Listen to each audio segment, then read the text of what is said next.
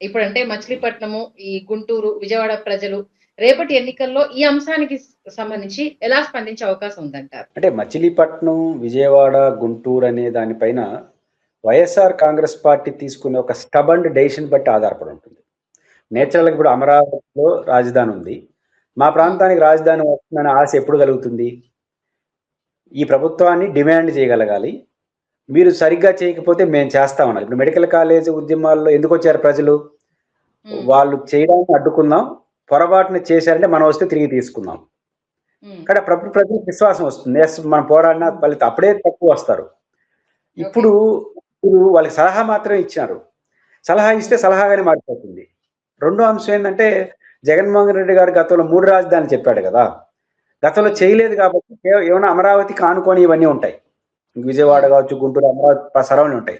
అమరావతిని పట్ల ఆసక్తి లేదు కాబట్టి ఆ ప్రాంతంలోనే ఇంకో చోట పేరు చెప్తున్నాడా అనే అనుమానం కూడా వస్తుంది కదా. కాబట్టి ఫస్ట్ జగన్ గారు చేయాల్సింది మావిగన్ పట్ల తన సొంత అభిప్రాయం చెప్పాలి. వాళ్ళని డిమాండ్ చేయాలి, మేము వస్తే చేస్తా ఉండాలి. ఈ రెండు చెప్పినప్పుడు కాబట్టి అప్పుడు ఆ ప్రజలు నమ్ముతారు. అప్పుడు కూడా మళ్ళీ 3 రాజధానులు అవన్నీ తెచ్చుకొస్తాయి. కాబట్టి రాజధాని పైన ఒక హేతుబద్ధమైన నిర్ణయం తీసుకోవడంతో పాటు దాన్ని ప్రెజర్ చేసే పరిస్థితులు ఉన్నప్పుడు మాత్రమే ప్రజలు స్పందిస్తారు. అలా కాకపోతే కొంత నెగిటివ్ అయ్యే అవకాశాలు ఉంటాయి. అంటే ఇప్పుడు మీరు అన్నట్టుగా గతంలో 3 రాజధానులు అన్నారు. ఇప్పుడు అమరావతి ఓకే, దాంతో పాటు మావిగన్ అంటున్నారు. అంటే దీనివల్ల జగన్ కు రాజధాని విషయంలో స్పష్టత లేదు అని అనుకునే అవకాశం ప్రజల్లో ఉండే అవకాశం ఉందంటారా? స్పష్టత కన్నా అంటే ప్రజలు ఏమనుకుంటారు అదొకటి, జగన్ గారి ఆలోచన ఒకటి. జగన్ గారికి స్పష్టత లేక కాదు, ప్రజలకి మన దేశంలో రాజధాని అనే దానికి సంబంధించి ఒక రకమైన సాంప్రదాయం ఉంది. ఒకసారి రాజధాని పెట్టేస్తే దాన్ని మార్చకూడదు. దేశంలోగానే ఉన్న రాజధాని మార్పు అనేది ఒక సందర్భంలో ఢిల్లీ టు ఔరంగాబాద్ అది వచ్చి మార్చారు. ఇట్లాంటి అప్పుడు తప్ప ఢిల్లీ ఎప్పుడు కూడా రాజధాని మార్పు జరగలేదు.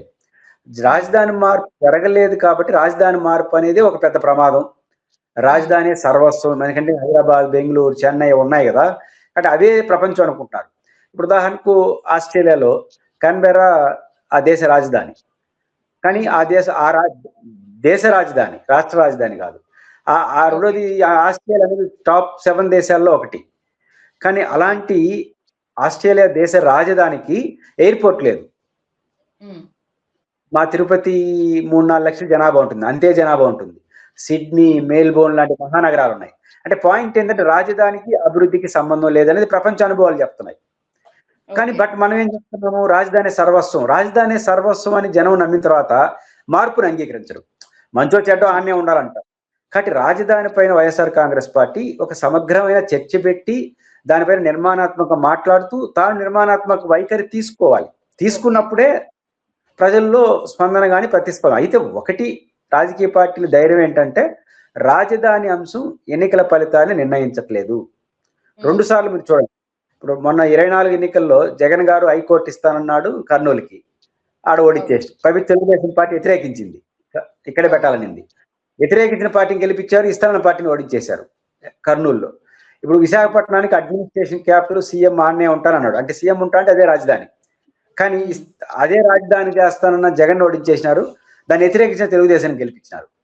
ఇది 24 ఎన్నికల్లో కనిపిస్తాను. 19 ఎన్నికలు చూడండి, వీళ్ళన్నా ఇస్తానన్నారు. 19 ఎన్నికల్లో చంద్రబాబు నాయుడు గారు ఇచ్చేశాడు అమరావతికి రాజధాని, అన్ని కట్టేసినారు అసెంబ్లీ సెక్రటరీ టెంపరీ పేరుతో. కానీ ఆ రాజధానిలో భాగంగా ఉన్న ఆ రాజధాని చుట్టుపక్కల ఉన్న నియోజకవర్గాలు అన్నింటిలో తెలుగుదేశం ఓడిపోయింది. అంటే రాజధాని ఇస్తానన్న జగన్ గారి హామీలో ఇస్తానన్న విశాఖపట్నం, కర్నూలులో వైసీపీ ఓడిపోయింది. చంద్రబాబు నాయుడు గారు రాజధాని ఇచ్చేసిన దీనిలో వాళ్ళ కొడుకుతో సహా ఓడించేసినారు మంగళగిరిలో. అంటే దీని అర్థం ఏంటి, రాజధాని అనేది ప్రజా తీర్పును నిర్ణయించదు. ప్రజా తీర్పు నిర్ణయించే 100 అంశాల్లో అదొక అంశంగా ఉంటుంది అనేది కూడా మనం చూడాలి. కాబట్టి జగన్ గారి దీంతో వ్యతిరేకత వచ్చేస్తుంది, అనుకూలత. కాబట్టి ఒక అసౌకర్యం ఏంటంటే మిడిల్ క్లాస్ చదువుకున్న వాళ్ళు ఏంటి, అప్పుడేమో అమరావతి, తర్వాత 3 రాజధానులు, మళ్ళీ ఇప్పుడేమో మావిగన్ను, ఇట్ట కాకుండా స్టబన్ డెసిషన్ తీసుకుంటే బాగుంటుందన్న భావన వస్తుంది. అది తీసుకోకపోతే ఆ సెక్షన్ ఆఫ్ పీపుల్ లో కొంత వ్యతిరేకత. కొన్ని వ్యూహాలు పురుషోత్తం రెడ్డి గారు రాజకీయాల్లో అంటే వాళ్ళు ఏమనుకుంటున్నారని తెలుసుకోవడానికి మీడియాకు లీక్ ఇవ్వడం కావచ్చు, ఇలా అనుకుంటున్నామని ఒక ప్రతిపాదన తెర మీద తీసుకొస్తే దాన్ని వచ్చే రెస్పాన్స్ ని బట్టి ఫ్యూచర్ లో అగ్రెసివ్ గా వెళ్ళొచ్చా, అంటే 3 రాజధానులు అన్న అంశాన్ని అంటే ఆఫ్టర్ ఎలక్షన్స్ తర్వాత ఏ రేంజ్ లో జనాల్లోకి తీసుకెళ్లాలనే ప్రయత్నం చేశారు. అది ఏమైందో మనం చూసాం. ఈ నేపథ్యంలో ఇప్పటి నుంచే ఈ అంశానికి సంబంధించి వ్యూహాత్మకంగానే క్షేత్రస్థాయిలో ఒక రాయి వేసి దీన్ని వచ్చే రెస్పాన్స్ బట్టి రేపు రాబోయే ఎన్నికలకు సంబంధించి దీన్ని నష్టంగా మలుచుకోవడానికి అంటే వైఎస్ఆర్సీపీ ఉపయోగించుకుంటుంది అని అనుకోవడానికి ఏమన్నా అవకాశం ఉందంటారా? రాజకీయ పార్టీ ఏదైనా సరే ప్రయోగాలు చేస్తుంది. దీని ఈ ఆలోచన ఎట్టుంటుంది, దీని ప్రయత్నం ఎట్టుంటుంది అనేది ఖచ్చితంగా ఉంటుంది. ప్రజల యొక్క పల్స్‌ని బట్టి కూడా వాళ్ళ వైఖరులు మార్చుకోవచ్చు, లేకపోతే కొత్త ఆలోచన చేయొచ్చు. దాన్ని మనం తప్పుపట్టాల్సిన అవసరం లేదు. రాజకీయాల్లో ఇది సహజం. కాకపోతే మీరు ఒక వైఖరి తీసుకున్నప్పుడు నేను ఒక వైఖరి తీసుకుంటానుగా. ఇప్పుడు జగన్ గారు మావిగా నన్ను అంటారు. తెలుగుదేశం పార్టీ వాళ్ళని కర్నూలులో క్వశ్చన్స్ అడుగుతుంది. మీరు హైకోర్టు ఇస్తానని ఇవ్వరా? అన్ని మాయిగన్లో పెడతారా? ఇక్కడ ఇస్తారా? విశాఖపట్నానికి అడ్మినిస్ట్రేషన్ క్యాపిటల్ అన్నారు. అప్పుడు మావిగాన్ని ఎట్ట సాధ్యం అవుతుంది? విశాఖపట్నంలో అడ్మినిస్ట్రేషన్ క్యాపిటల్, కర్నూలు హైకోర్టు ఇచ్చేస్తే ఇంకా మావిగన్లో ఇంకేం పెడతావు? ఇట్లాంటి క్వశ్చన్స్ అన్ని వస్తాయి. కాబట్టి మీకున్న అడ్వాంటేజ్ మీరు ఎత్తుకుంటే వాళ్ళకున్న అడ్వాంటేజ్ ఇప్పుడు పైపిచ్చు అటాక్ చేస్తారు కదా. జగన్ కి అమరావతి అంటే ఇష్టం లేదు కాబట్టి మావిగన్ అన్నాడు, గతంలో 3 రాజధానులు అన్నాడు. ఇప్పటి నుంచి అటాక్ చేస్తారుగా ప్రత్యర్థి. కాబట్టి ప్రత్యర్థికి అవకాశం ఉంటుంది. వైసీపీ కూడా ఇది పల్స్ ఎట్లా ఉంటుందో గమనించి ఫైనల్ డెసిషన్ తీసుకోవడానికి అవకాశం కూడా ఉంటుంది. కేవలం ఇది హాలీవుడ్ తరహాలో ఈ మావిగన్ అనే టైటిల్ తెర మీద తీసుకురావడం వల్లే చర్చ పక్కదారి పట్టింది. అసలు ఆ టైటిల్ అనౌన్స్ చేయకుండా ఆయన ఇలా అనుకుంటున్న ప్రపోజల్ అనేది మాట్లాడి ఉంటుంటే ఇంత రచ్చ అవ్వకపోయేది అన్న ఒక వాదన తెర మీద తీసుకొస్తున్నారు. దీని గురించి ఏమంటారు? పేరుకి సంబంధం లేదు. మావిగన్ కాబట్టి ఇంకో పేరు పెట్టుకోవచ్చు. పేరు పంచాయతీ కాదు. అమరావతి పంచాయతీ అవుతుంది కదా. మావిగన్ అని ఉంది అని అంటే దాంట్లో జగన్ ఆయన పేరే పెట్టి చూసుకుంటున్నారనే కదా వీళ్ళు చేస్తున్న పంచాయతీ. ఇప్పుడు ఆయన చెప్పొచ్చు ప్రభుత్వం అది జగన్ మావిగన్ కాబట్టి ఇంకోటి పెట్టచ్చు పేరు. అదేం అమరావతి, దీనికి అమరావతి అని పేరు పెట్టారు. అదేం పెద్ద ఇష్యూ కాదు. అంటే పాయింట్ ఏంటంటే జగన్మోహన్ రెడ్డి గారు ఏదైతే పేరు కన్నా ప్రపోజల్ ఏంటి? అమరావతి ప్రజెంట్ రాజధానికి ఆల్టర్నేటివ్ గా చెప్తున్నాడు. ఇది అమరావతిలో లక్షల కోట్ల రూపాయలు డబ్బులు అవుతాయి, వృధా ప్రయాస అవుతుంది, ఇది నష్టం రాష్ట్రానికి. కాబట్టి ఇదంటే అర్థం ఏంటి? అది దీంట్లో రాజధాని పెట్టాలి, దీని ఆనుకొని అది అభివృద్ధి చెందిన కాలం చెందుతుంది, అక్కడంటూ ప్రత్యేక నగరం రాదు. కాబట్టి ఖచ్చితంగా వాళ్ళ కోపం ఉంటుంది కదా. ఇప్పుడు అక్కడ ప్రత్యేక నగరం ఒక రాజధాని పెట్టాలనుకున్న పార్టీకి ఆల్టర్నేటివ్ ఇంకోటి చెప్తే అది బాగున్నా బాగాలేకపోయినా దాన్ని వ్యతిరేకించినట్టే కదా. కాబట్టి ఖచ్చితంగా వాళ్ళు దాన్ని రాజకీయ విమర్శగా తీసుకుంటారు.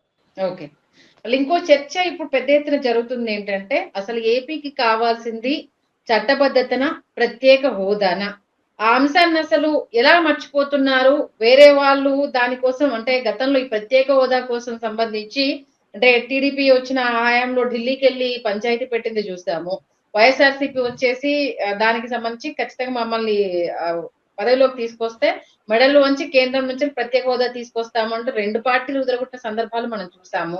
ఈ చట్టబద్ధత మీద తీసుకొచ్చిన శ్రద్ధ ప్రత్యేక హోదాకు సంబంధించి ఎందుకు చూపించట్లేదు? నిజంగానే ఏపీకి చట్టబద్ధత కావాలా, ప్రత్యేక హోదా కావాలా? ఒకటి బైఫర్కేషన్ యాక్ట్ సవరణ నేను ముందు ప్రస్తావించినట్టు విభజన హామీలు కేంద్రం మనకిచ్చిన పొలిటికల్ అష్యూరెన్స్ అమలు కోసం జరగాలి. అందుకు భిన్నంగా జరిగింది. కేవలం రాజధానిపై చట్ట పార్లమెంట్ చేయకపోయినా కూడా కేంద్ర ప్రభుత్వం గుర్తిస్తుంది జరిగింది. కానీ ఇప్పుడు ఎప్పుడు సాధ్యం అవుతుంది ప్రభుత్వం మీద ఒత్తిడి అంటే అధికార పార్టీ ఆ ప్రయత్నం చేయాలి. వాళ్ళు అధికారంలో ఉన్న వాళ్ళు చేయట్లేదు. ప్రతిపక్షం దాని ప్రధాన డిమాండ్గా ముందు తీసుకెళ్ళాలి. మొన్న సవరణ ప్రతిపాదించారు. యాజ్ పర్ గవర్నమెంట్ డాక్యుమెంట్ ప్రకారం రాజధాని అనేది రాష్ట్ర సబ్జెక్ట్ అన్నారు. మీరే సుప్రీంకోర్టులో హైకోర్టు చెప్పారు. మళ్ళీ ఈ చట్ట సవరణ ఏడెందుకు? కాబట్టి మీరు ఏదో క్యాబినెట్లో ఆమోదించండి. ఈ చట్ట సవరణ ఏం చేయాలంటే ప్రత్యేక హోదా, Rayalaseema Uttarandhra package, Kadapa steel plant pending ఉన్నాయి కదా బడ్జెట్లో, అవన్నీ అమలు కోసం మరో ఇంకో 10 ఏళ్ళు పొడిగించి చట్ట సవరణ చేయండి కానీ వైసీపీ కానీ గట్టిగా అడిగి ఒప్పుకోకుండా వాయికాట్ చేస్తుంటే ఇంకో చర్చ నడుస్తుంటుంది. ఒకటి అధికార పార్టీ మర్చిపోయింది, ప్రతిపక్షం దాని కాకుండా ఇంకొక అంశాన్ని లేవనెత్తారు. రెండు ప్రత్యేక హోదాకు సంబంధించిన కేంద్రం ఎప్పుడో చెప్పేసింది మేము ఇచ్చే ప్రసక్తి లేదని. తెలుగుదేశం పార్టీ భిన్నంగా ఉంది. వైసీపీకి ఉన్నా కూడా అది ప్రతిపక్షం. కాబట్టి ఇది చర్చకే ఉపయోగపడుతుంది తప్ప పోరాటానికి ఉపయోగపడదు. ఓకే, అంటే దీనికి సంబంధించి ప్రజల నుంచి రావాల్సిన ప్రతిపాదన ఏంటి అని అంటే మీ సమాధానం ఏంటంటే ఇప్పుడు తెలంగాణకు సంబంధించి మనం చూసాం పోరాటం అనేది రాజకీయ నాయకులు తెర మీద తీసుకొచ్చినా దానికి సంబంధించి ఎన్ని కోట్ల మంది రోడ్ల మీదకి వచ్చారు, ఆ రాష్ట్ర సాధన కోసము ఎంత పెద్ద యుద్ధం జరిగిందో మనం చూసాం.